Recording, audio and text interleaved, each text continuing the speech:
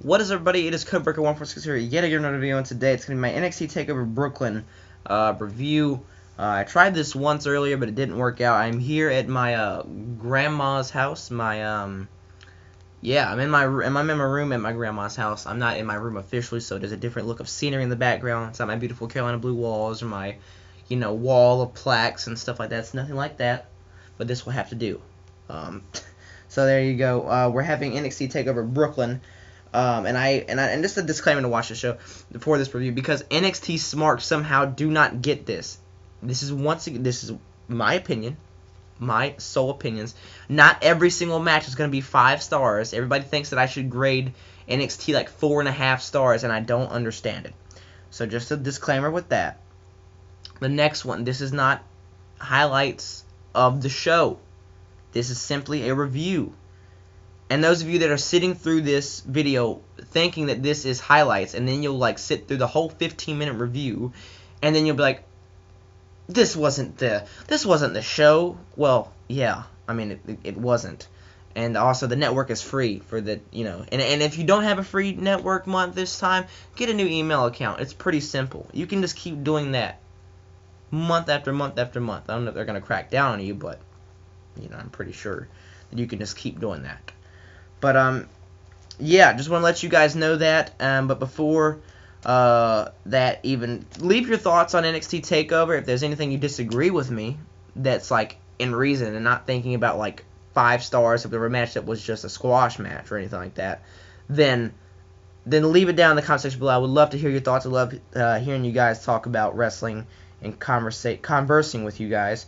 And hopefully you leave a like if you like this video. If you don't like this video, then you didn't really like it. So, but nonetheless, let's go ahead and get into it. They had 6 matches on this show. There's like 10 announced, but like I guess those 4 were taped or something. There's supposed to be like an 8-man tag and a Divas tag or a women's championship. No, a Divas tag with like Dana Brooke and Charlotte and Becky Lynch and I believe Emma.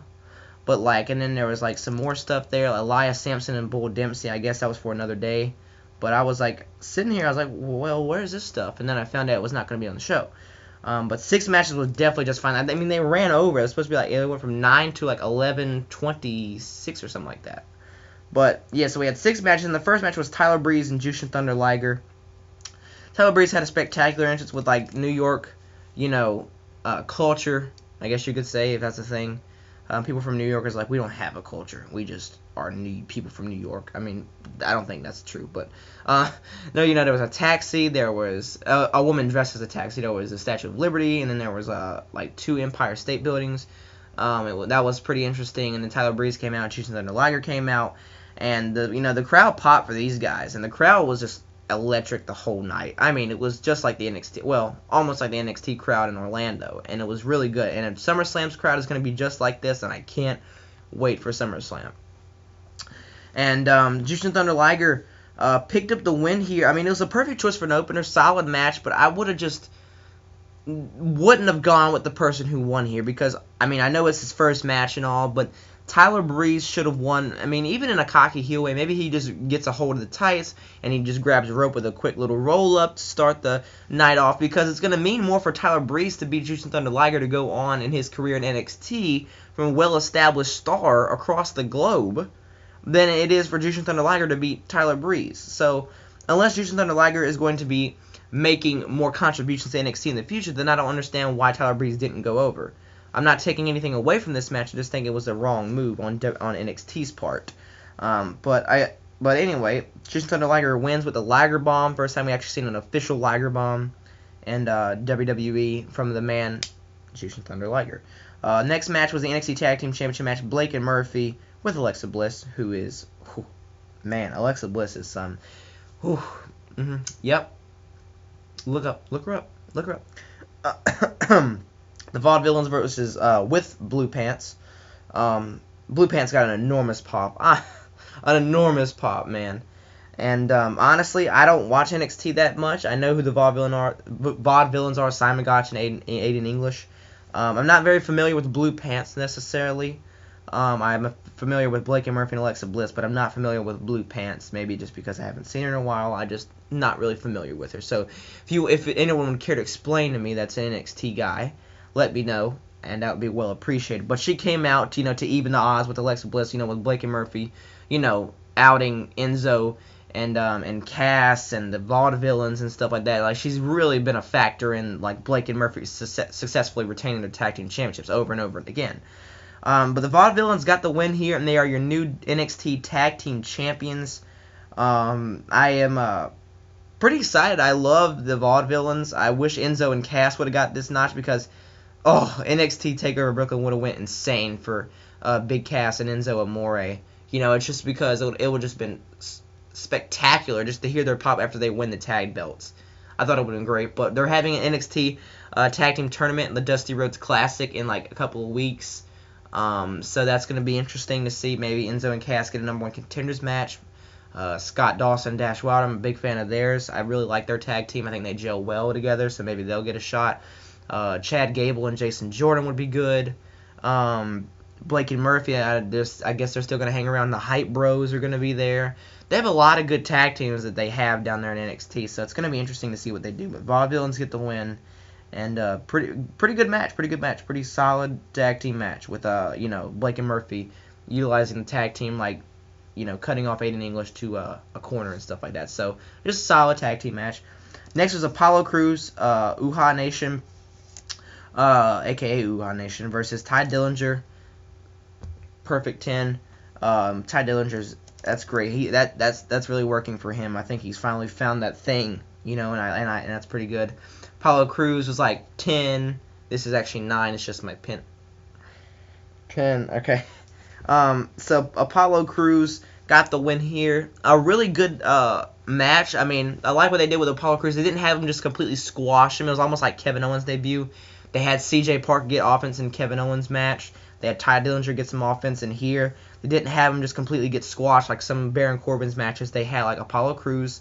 They had Ty Dillinger still look good, and they had Apollo Crews look even stronger, with an outing. I guess the Gorilla Press Slam and the backflip, I guess, is like some sort of athletic Ultimate Warrior finish, I guess. I don't know, but a lot of the things that we saw in this match is what we saw in that like little promotional video, like saying Apollo Crews is coming to NXT Takeover Brooklyn. It was almost just like that for me. And Apollo Crews picked up the win here, so it's interesting to see what he's going to do. And I hope one day when he ever gets called to the main roster that he's the first ever Black WWE champion, because this guy's athletic. I think he's way more athletic than Bobby Lashley than me, personally. And he's more athletic than Big E. He's got that build. He's got the size. He's even got the look about him to me. I think he's just, if he gets his promos down pat, if like we haven't seen him really cut a really passionate and deep promo, then if he's got those promo skills, then you got yourself a big star. I mean, you got yourself a huge star. But Watch W is going to probably stick him with the New Day when he first gets there. The New Day are even around. He'll get caught up in like probably about a year and a half or 2 years. Baron Corbin versus Samoa Joe was next. Samoa Joe won here.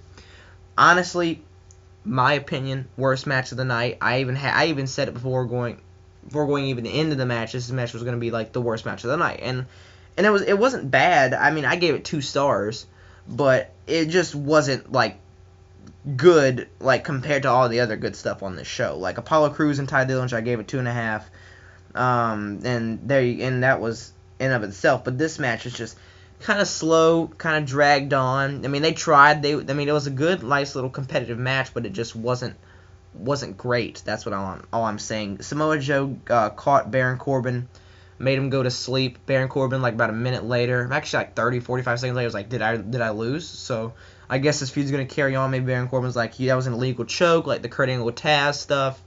I'm not sure.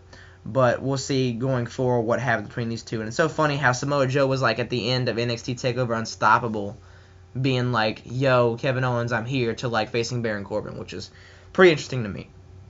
NXT Women's Championship match, Sasha Banks versus Bayley. Great match. Great women's match. I mean, and actually, it's just a great pure wrestling match. I mean, this is the good stuff.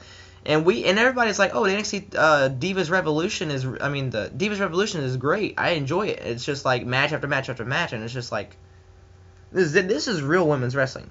And it was just great. The video package before the match was just outstanding, with Bayley coming up short and Charlotte turning on her and Becky Lynch turning on her, and how she didn't get called up to the main roster like the other 3 women did. It was really good. And after all the, hardships, trials, tribulations that Bayley's been through, she finally gets the NXT Women's Championship and gets the nod here to become finally the NXT Women's Championship. Finally, NXT Women's Champion. Sasha Banks went after the hand. Bayley hit that one Bayley to belly suplex. Sasha Banks kicked out, and we're like, what? Are you serious? Like, really close call. You got me there, WWE. Then she hit that awesome freaking where she had her legs around Sasha Banks' head and did the backflip thing. I don't necessarily know what the move is called, but it was outstanding. I mean, it was just great. I know it when I see it, but I don't know the name necessarily. Bayley hit the Bayley to belly suplex, 1, 2, 3. The crowd was hype when she won the title. It was really good. Sasha Banks' entrance was great. Bayley's entrance was great. Everything was so awesome in this match, and I enjoyed it. Bayley is your new NXT Women's Champion. Looked like she landed really bad on that shoulder, and like I want to say like Bayley might have went for a Hurricane Rana off the off the top rope, and then like Sasha Banks would flip her and like do a backflip, but Bayley didn't get the backflip all the way, and then she landed on the shoulder. It looked really bad. Hopefully Bayley's not harmed or wasn't injured. After the match, Charlotte, Becky Lynch, Sasha Banks, and Bayley hugged it out and did the whore. And then what? Jesus. Codebreaker, do you degrade women like that? No, of course not. They did the whole 4 horsewomen pose. That's a tongue twister right there. Say whole 4 horsewomen 3 times fast and see if you mess up. Just saying. I don't know why I'm getting so upset. I'm getting all tensed up about this. But anyway, Bayley is your new NXT Women's Champion. Letting in the main event, ladder match for the NXT Championship. Kevin Owens came out, and he's being Kevin Owens. Kevin Owens is great.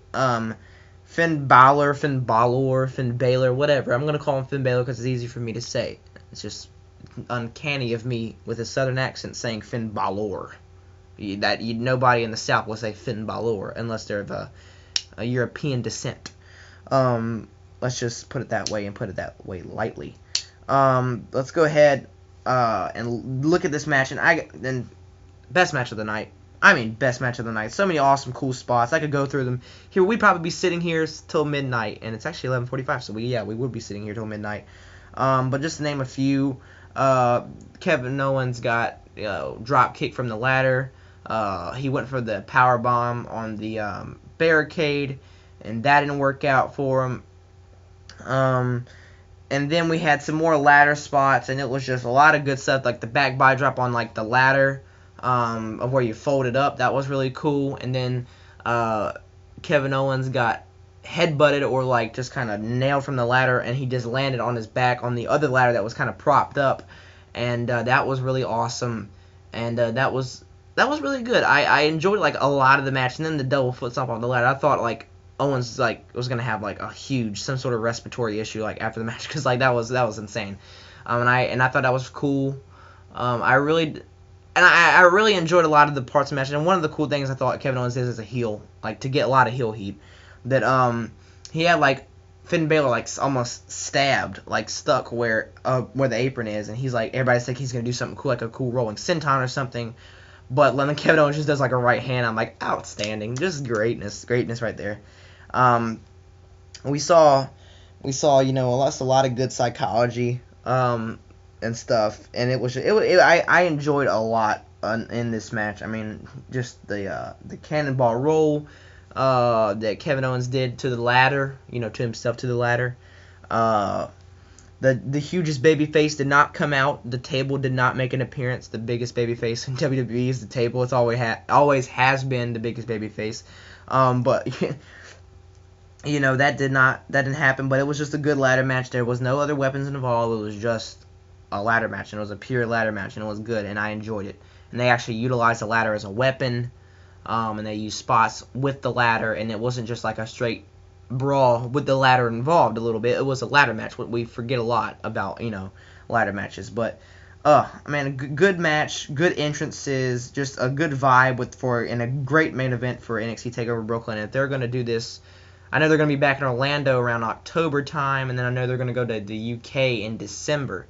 So if this is any consolation, this is going to be really good going forward, because the talent pool they have in NXT is just is top of the line. You know, you got Apollo Crews, Samoa Joe, Baron Corbin, Finn Balor, Hideo Itami, and Sami Zayn will be up and around that time. So it's going to be interesting who's Finn Balor is feuding with at that current moment when it gets to October in about a month and a half or so.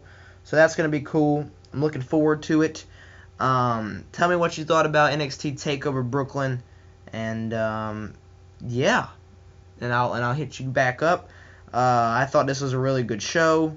I enjoyed it. I personally, it wasn't a tough chore to sit through, and hopefully SummerSlam can outshine NXT Takeover Brooklyn. Here's hoping. But we'll see. We'll see. I think it's gonna be a good show. SummerSlam is gonna be tomorrow. Hopefully my stream is good. This stream was flawless. But we'll see. I think this show is gonna be tough to beat. But with 10 matches on the show tomorrow, I think WWE can possibly do it. But we'll see. We will see. We will see. Thank you for watching. I'll leave a like if you liked it. If you didn't like it, obviously, like I said, you didn't like it. I'll have some links down in the description box below. Check them out. Check them out. And I'll be back Monday. I'll be going back to school, but unfortunately, I will be there Monday afternoon to do my SummerSlam review.